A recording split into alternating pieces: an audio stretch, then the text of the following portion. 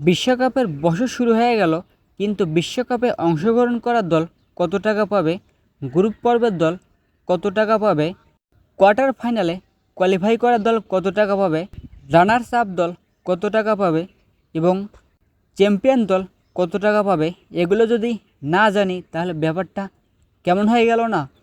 কারণ যেহেতু ওয়ার্ল্ড কাপের বছর, এই ধারণাগুলো আমাদের জানা দরকার। বিভিন্ন ইন্টারভিউতে যদি আপনাকে জিজ্ঞেস করে ওয়ার্ল্ড কাপে চ্যাম্পিয়ন দল কত টাকা পাবে 2026-এ, আপনি জানেনই না উত্তর দেবেন কি?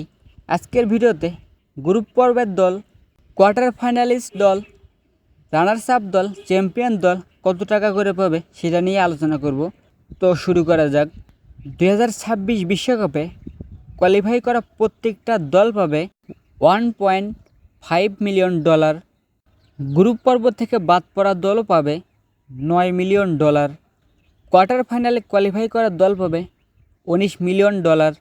রানার্স আপ দল পাবে $33 মিলিয়ন।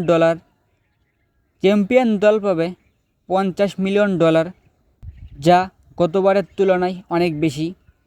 গত বিশ্বকাপে ছিল 42 মিলিয়ন, এবার করা হয়েছে 50 মিলিয়ন, অর্থাৎ $8 মিলিয়ন বাড়তি করা হয়েছে, যা বাংলা টাকায় 611 কোটি টাকা প্রায় হবে। 611 কোটি টাকা পাবে চ্যাম্পিয়ন দল। 26 বিশ্বকাপের গুরুত্বপূর্ণ কিছু টিপস দেওয়ার চেষ্টা করলাম।